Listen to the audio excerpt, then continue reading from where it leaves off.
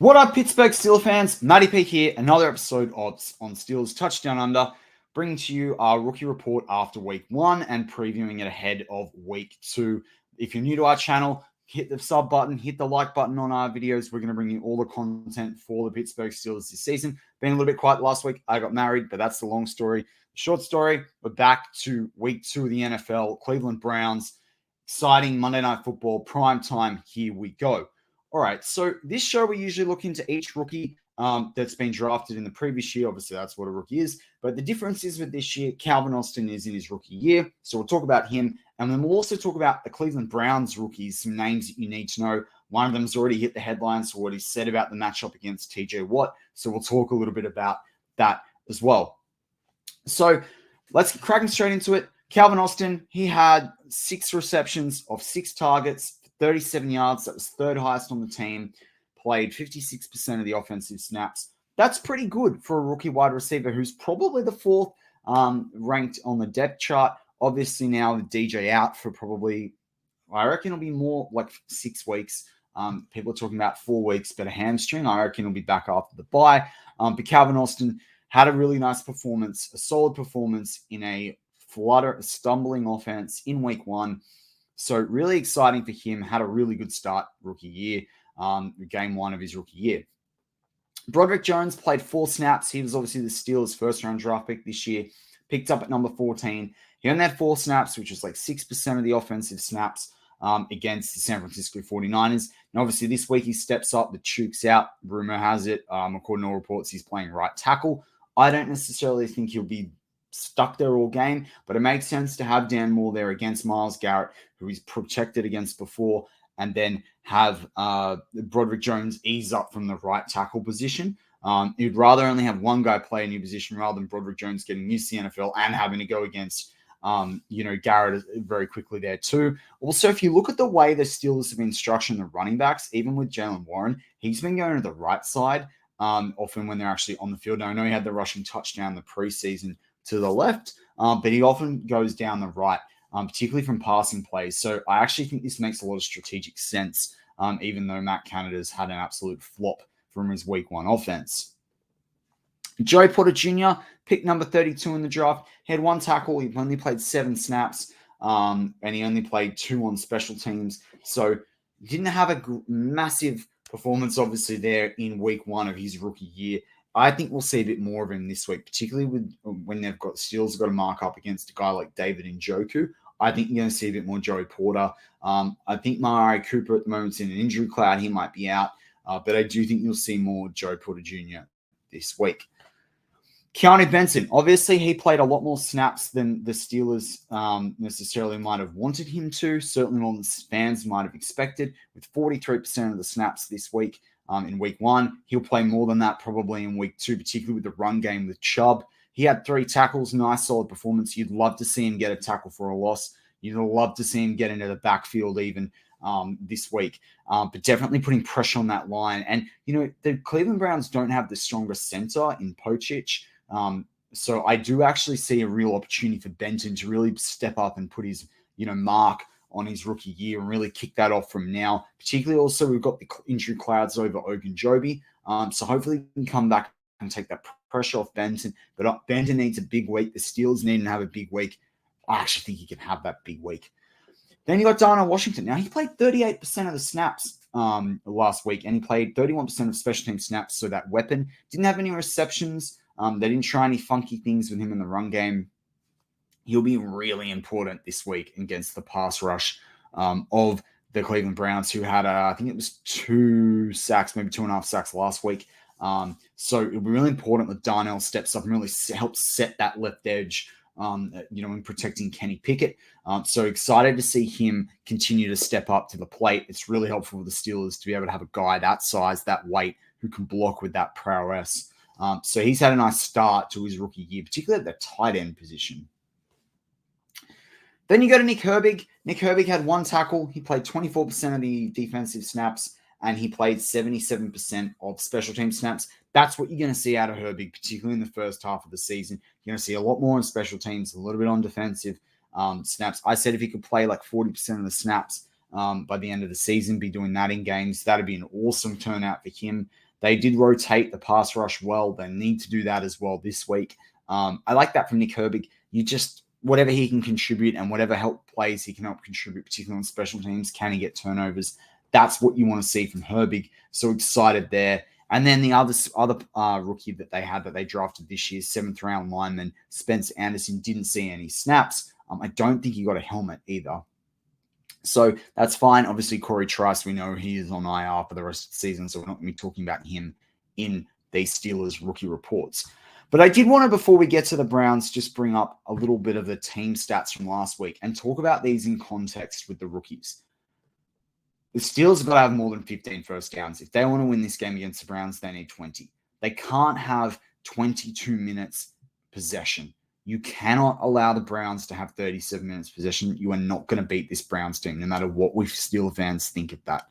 The turnovers as well, we need that to really be reined in. You want no turnovers. That's got to be the goal. If that's not the goal, Steelers are going to have problems. Now, they might get away with one. That doesn't mean that they're going to get away with two. And we did see that last week where they really didn't get away with it. And it's funny because I think the score didn't flattered San Francisco when you look at the team stats that are on your screen right now. But anyone that watched the game, you're like, well, the Steelers were lucky not to be down 40-7 in many respects. Particularly, they had better pass yardage, but Kenny Pickett can't be throwing the football 46 times a game, which is why, in context to the rookies, we need Darnell, we need Broderick Jones to be helping the Steelers in that run game, because that is what's going to allow the Steelers to, 1, have more time in possession, 2, have more rush yards, 3, limit potential turnovers, and 4, actually help them convert. They only converted 5 from 15 third downs. 5 from 15, and only 1 from 3 fourth down conversions where they were forced to actually go for it in at least 2 instances, that's really, really important. And with Benton stopping, not allowing 50% conversion rate on third down, that's going to be really, really key. Not allowing the fourth down conversion, again, that's going to be really, really key. So I think, and really shutting down that rush yardage, 188 rush yards from 34 attempts last week. That's horrific. Really, that is that's about 5.6, 5.7 yards per carry. Not good enough. I know they have McCaffrey. I know they had Ayuk and Deebo Samuel, but this is just not good enough. And this Steelers team, if they want to win in the AFC North, have to shut down the run in that regard. Now, as I said, the one thing we do like to do in this show is definitely talk about the opposing teams' rookies, particularly when it comes to AFC North teams, because you are going to see these guys at least twice a year, and you're going to see them twice a year for 3 to 4 years in all likelihood. So Cedric Tillman, one of their highest picks in the 3rd round, he played 15% of the snaps last week offensively. I would expect that we'd see him a bit more against the Steelers, particularly if it is that Amari Cooper's out. He's someone that might be familiar to Steelers fans throughout the draft process, but definitely someone I think we'll see used a lot more. Dwan Jones, big 6'8" offensive tackle out of Ohio State. You saw him through the Senior Bowl process. The Steelers were rumored to talk to him. There are rumors also coming out of there that he had a bad work ethic, massive body on the field, probably the 4th-rated offensive tackle in the draft. He played 70% of the offensive snaps last week, 10% on special teams. He's talked a lot about going up against TJ Watt. He's just giving TJ Watt cannon fodder, inspiration for TJ Watt to go after him and make him look like a fool. TJ Watt can go against, I don't care that the guy's 6'8" and 350 plus pounds. TJ Watt can go against 3 guys being held, and he still had that performance last week with the 2+ sacks. Dwan Jones, don't kick the beast. Don't poke the bear. This is going to be nightmare for you. And bring it on. I love it. Just give the Steelers even more reason to go after him. Then you got Cameron Mitchell, who played 5% of the defensive snaps, 74% of the special team snaps. He had 1 tackle. That's kind of the only noteworthy thing from the Browns rookies on defense. Ronnie Hickman played 18% of the defensive snaps, 19% of special team snaps. And Diabate, who is a edge rusher, I think it is, he played 2% of the defensive snaps and 42% of the linebacker edge rusher. He played 42% of the special team snaps. I think Cameron Mitchell, you're probably most likely to see more from on the defensive side. Remember, the Browns only had 3rd round pick and beyond in this draft because of all the trading of the picks to get Deshaun Watson. So, as I said, I think it's really more on the offensive side. You're looking at Tillman and Dwan Jones particularly, in terms of the Browns rookies that the Steelers fans got to look out for, but also where those matchups are. And Tillman can create mismatches. He can run routes very well. He's got a sneaky turn of pace. He's a bit more of that sort of, I think he's 5'9", like 170-something pounds, 180-something pounds. So a bit more shifty sort of guy rather than being a big body wide receiver. But he is someone that could create headaches, especially underneath, especially with a drag route. If the Steelers are really focused on some of that deep ball and Deshaun Watson gets going in that, equally like short passing play action could be where they look to get Tillman in. I think that's more of something we'd see later in the season with Tillman, but you never know once this Browns offense gets going. And Deshaun Watson, while he's not what he was at the Texans, he is still a quarterback you've got to look out for. Pivoting back to the Steelers, I definitely think number one, Broderick Jones, first-round pick, has to have a big game this week at right tackle. We need Austin to fire as well, get him in the sweep game, get him in the run game, get creative. Matt Canada can't afford not to be creative. This team doesn't have – the offense is not good enough against the best defenses, and the Browns have a decent one across through the cornerbacks, through the linebackers, through their pass rush, through their defensive tackles, a guy like Dalvin Tomlinson.